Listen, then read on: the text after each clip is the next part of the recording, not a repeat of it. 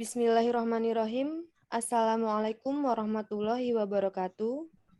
Waalaikumsalam warahmatullahi Warahmatullahi wabarakatuh. wabarakatuh. Di sini kami akan mempresentasikan hasil jawaban UTS mata kuliah analisa berorientasi objek dengan dosen Bapak Muhammad Ikhwani Saputra, Eskom Mkom.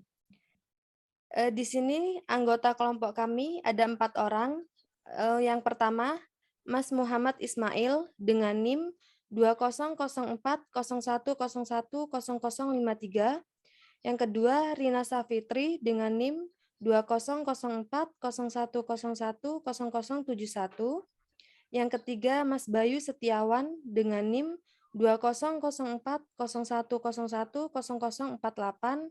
Dan keempat, Mas Bambang Marwoto dengan NIM 200401100060.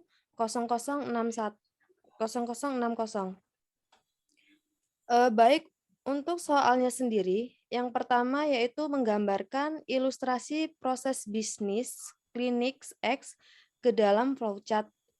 Dan soal yang kedua yaitu menggambarkan perencanaan sistem ke dalam diagram use case dan membuat tabel penjelasan di setiap case-nya.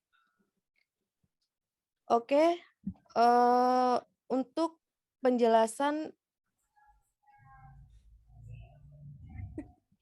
maaf Mas, nggak konsen. Matiin dulu satu, Mbak. Slow, Mbak, slow. Aduh. Jangan tegang. Masih siang kok. Lanjut ya. Aduh, maaf Mas. Saya edit nanti jadiin behind the scene.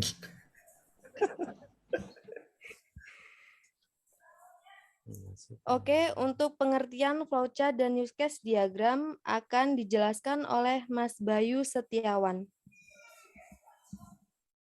Baik, terima kasih. Di sini saya ingin melanjutkan penjelasan tentang flowchart dan use case diagram.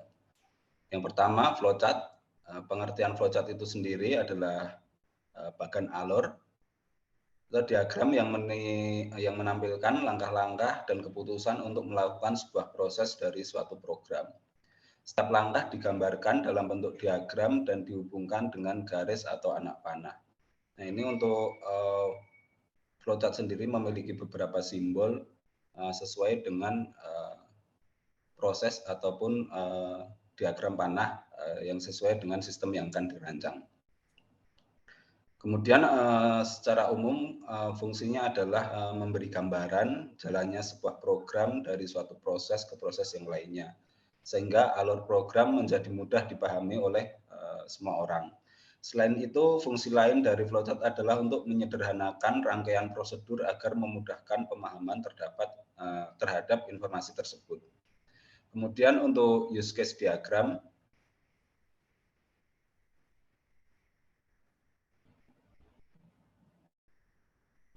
untuk use case diagram, pengertiannya sendiri adalah sebuah pemodelan yang menggambarkan kelakuan atau behavior suatu sistem yang akan dibangun. Use case digunakan untuk mengetahui fungsi apa saja yang ada di dalam sistem tersebut dan siapa saja yang berhak menggunakan sistem tersebut. Use case juga bisa diartikan sebagai komponen gambaran fungsional dalam sebuah sistem, sehingga konsumen, user maupun pembuat atau programmer saling mengenal dan mengerti mengenai alur sistem yang akan dibuat. Nah, kemudian di dalam use case ini ada use case itu sendiri sama aktor ya. Kemudian aktor itu adalah setiap hal di luar sistem atau di luar boundaries yang menggunakan komponen sistem untuk melakukan sesuatu.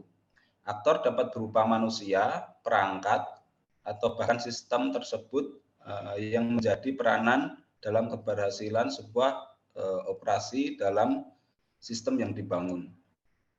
Dalam hal ini contohnya seperti sharing API, nah itu adalah sebuah contoh sistem yang bertindak sebagai aktor. Kemudian untuk lebih detailnya, akan teori ini yang telah saya jelaskan akan digunakan untuk menjawab soal UTS nomor 1 dan nomor 2 yang selanjutnya akan disampaikan oleh Mas Muhammad Ismail. Silakan, Mas Ismail. Baik, terima kasih Mas Bayu. Berikut adalah flowchart yang dibuat berdasarkan soal berdasarkan soal yang diberikan. Di mana di klinik X di sini diceritakan ketika pasien datang dimulai, maka pasien perlu dicek apakah pasien tersebut sudah pernah terdaftar dan diperiksa di sana ataukah belum.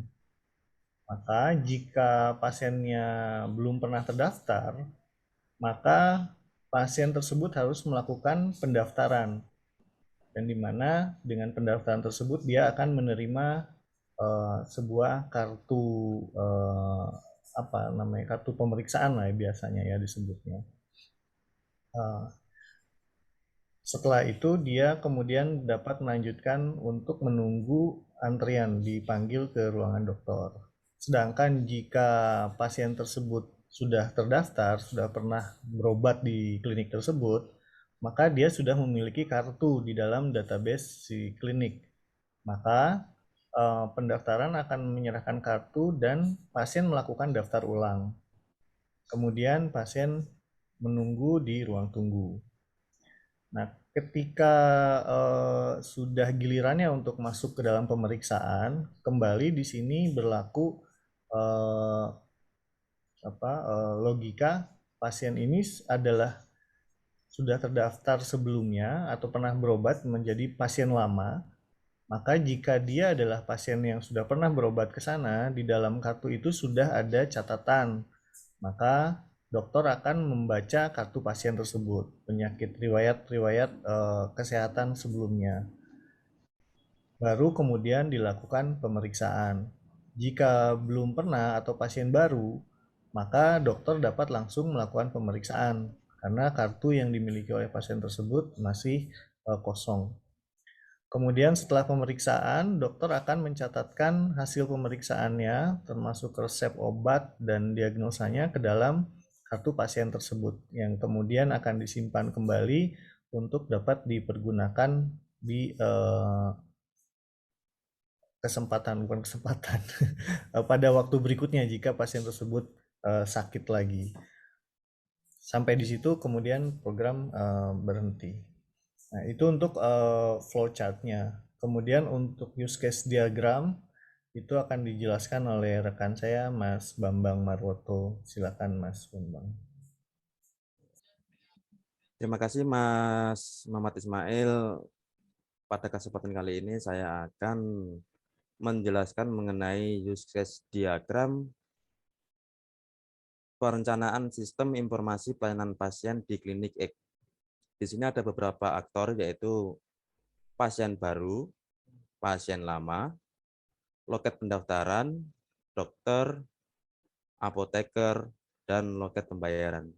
Di mana menggunakan beberapa use case yaitu pendaftaran baru, pendaftaran ulang. Di dalamnya include menyerahkan kartu berobat. Selanjutnya ada pemeriksaan pasien, include menunggu di ruang tunggu, ada menyerahkan resep, yang terakhir yaitu melakukan pembayaran. Mengenai alurnya, yaitu dari pasien baru dan pasien lama melakukan, untuk yang pasien baru melakukan pendaftaran, kemudian menyerahkan kartu berobat ke loket pendaftaran.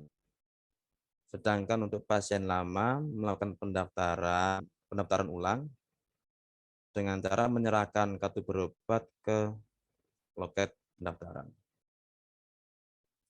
Kemudian setelah itu pasien menunggu di ruang tunggu, di mana di ruang tunggu ini selanjutnya pasien dipanggil oleh dokter untuk melakukan pemeriksaan kondisi kesehatan, di mana yang terjadi di dalam use case ini yaitu ada beberapa faktor, yaitu pasien baru, pasien lama, dan dokter. Selanjutnya, dokter memberikan resep ke pasien lama dan pasien baru. Setelah itu kedua pasien ini menyerahkan resepnya ke apoteker. Yang terakhir, pasien melakukan pembayaran di loket pembayaran. Terima kasih. Demikian yang bisa saya sampaikan. Untuk selanjutnya silakan Bu Rina. Terima kasih Mas Bambang. Di sini saya akan menjelaskan tentang tabel use case-nya. Nah, di tabel penjelasannya di sini ada nama use case, aktor, kegiatan, relasi antar use case. Yang pertama untuk nama use case pendaftaran baru, itu aktornya ada pasien baru, loket pendaftaran. Kemudian kegiatannya melakukan pendaftaran pasien ke klinik. Relasi antar use case-nya yaitu menyerahkan kartu berobat. Kemudian untuk use case yang kedua menyerahkan kartu berobat, kegiatannya include, kemudian relasi antar use case-nya pendaftaran baru dan pendaftaran ulang. Kemudian use case pendaftaran ulang, aktornya pasien lama, kegiatannya melakukan pendaftaran ulang pasien ke klinik, dan relasi antar use case-nya yaitu menyerahkan kartu berobat. Selanjutnya, use case menunggu di ruang tunggu, kegiatannya include, relasi antar use case-nya yaitu pemeriksaan pasien. Untuk nama use case pemeriksaan pasien, di sini aktornya pasien baru, pasien lama, dokter. Kegiatannya adalah dokter melakukan pemeriksaan kondisi badan pasien, dan relasi antar use case-nya yaitu menunggu di ruang tunggu. Kemudian nama use case menyerahkan resep dengan aktor pasien baru, pasien lama, dokter, apoteker. Kegiatannya dokter memberikan resep obat kepada pasien, kemudian pasien menyerahkan obat kepada apoteker klinik. Yang terakhir, melakukan pembayaran. Aktornya pasien baru, pasien lama, loket pembayaran. Kegiatannya pasien melakukan pembayaran ke loket pembayaran. Mungkin itu saja yang dapat kami jelaskan. Demikian presentasi yang bisa kami sampaikan. Semoga bisa memenuhi kewajiban UTS mata kuliah analisa berorientasi objek. Saya tutup. Assalamualaikum warahmatullahi wabarakatuh. Waalaikumsalam Warahmatullahi warahmatullahi wabarakatuh. wabarakatuh.